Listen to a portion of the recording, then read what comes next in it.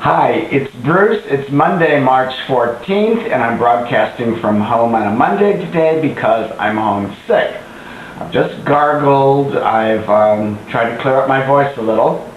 I have a lot to talk about, so I'm just going to take this time, and then I'm going back to bed. But don't get too close to the camera. I don't want you to catch it. Anyway, I've been having a really good time. I've seen 4 shows in the last 2 weeks. The first of which was a production that closed to the public, Timon of Athens, with Richard Thomas as Timon.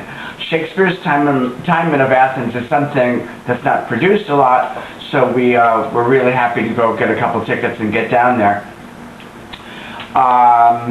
Barry Edelstein directed it, and I want to say that I'm really glad I saw it. I liked the play.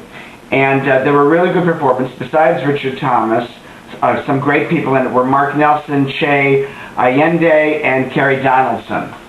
So that's gone now, so you'll have time to see it, but I really enjoyed it. The other thing I've seen, and this is like my 4th time, Joe Iconis' Things to Ruin, which I've reviewed 2 or 3 times already. It's playing for 2 more performances at the Poisson Rouge, which is the old village gate down on Bleecker. And God, it was good to see it again. Joe rocks that piano. There were some old favorites still in it. Lance Rubin, Jason Sweet Tooth Williams, Katrina Rose Dietrichson, John Simpkins again directed, and it's always fun to see Things to Ruin. And if you haven't seen it, this is a nice venue, and it was nice to get into the village and see a wonderful production of Things to Ruin. Now this weekend, let me take a sip. This past weekend I saw 2 great musicals. I was like in musical comedy heaven. I can't even tell you. It made me feel not quite as sick as I am. How to Succeed in Business Without Really Trying. It's in previews. It hasn't opened. It's in great shape. The audience was, first of all, the audience was young. Daniel Radcliffe, aka Harry Potter, in case you don't know, is starring as J. Pierpont Finch. And that audience, it was from teens to early 30s. It was really a young audience. It was great. I was the old man there. What a wonderful show. Daniel Radcliffe, I saw him in Equus. He was great. He's been taking dancing and singing lessons. He's worked very hard. He wants his career to go well. He wants to do different things and break out of Harry Potter. God, I couldn't believe it. I was like a teenage girl. He was so good. Daniel, you're great. I love you. Also great in it, the guy who plays Mr. Bratt. I've never really paid much attention to Mr. Bratt. Mark Park. Rosemary was Rose Hemingway, a young actress I didn't know at all. Was a wonderful Rosemary.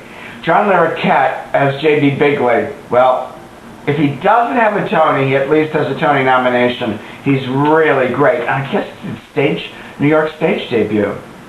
Tammy Blanchard was Hetty. Quite a little bit of a different Hetty than we're used to, but it was a little bit different of a How to Succeed than we're used to, which I'll tell you about. Rob Ashford directed and choreographed, and there's a couple things that are different than in any How to Succeed I've seen. I won't tell you exactly what, but some songs changed either a little focus or tempos or the style of which they're done. Mostly Secretary's Not a Toy, Coffee Break, and Cinderella Darling, which wasn't in the last revival. They put it back. But there's it's done differently, and I give Rob Ashford a lot of props for taking this great musical and making it his own. A lot of people say, oh God, How to Succeed was sort of dated. Boy, it's still relevant with big business. And funny that Abe Burrow's book is so funny. 10 thumbs up for How to Succeed.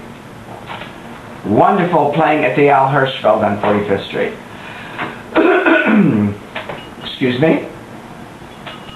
Now, another show that I actually saw in Australia 4 years ago, this is from Australia, Priscilla, Queen of the Desert, is now on Broadway. And it's opening next week. It's in previews. It's in great shape. I laughed. I cried. It's spectacular. First of all, the cast is great. Nick Adams, who's, you know, we all knew Nick. If you know Nick Adams, you know he can dance, and you know he's in good shape. He's funny. He can sing and act. He's triple threat. Love Nick Adams. Tony Sheldon, who I saw in the Australian production, is Bernadette again, and he's got a Tony nomination, I would think, locked up. And Will Swenson, as I always want to say Trip, but it's, oh, give me a moment, I'm sorry, Will. Tick, as the guy who's plans the whole bus trip because he wants to go and reunite with his son, which he's very trepidatious about. Will Swenson brings great heart to the role, and all three guys do wonderful jobs. Also remarkable are J. Elaine Marcos as Cynthia, who stops the show. She's hysterical. And C. David Johnson as Bob, who becomes sort of the heartthrob for Bernadette there. Bob's a great guy. Director Simon Phillips keeps it in great shape. It's all lots of disco music. It's, I guess you call it a jukebox musical. It uses music like It's Raining Men, I Say a Little Prayer, Material Girl, Go West, True Colors, Color My World, I Will Survive. The audience was so into it.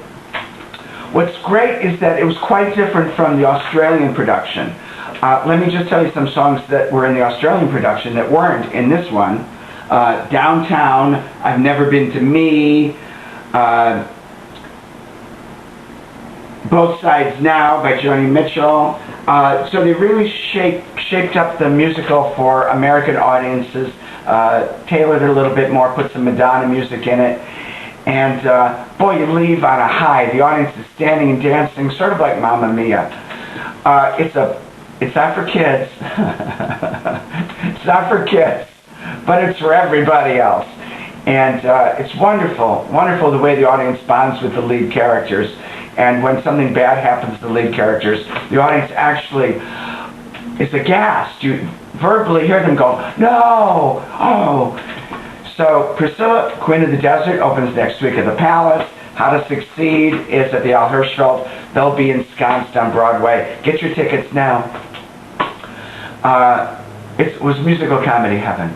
All right, I'm going back to bed. Thanks for bearing with me.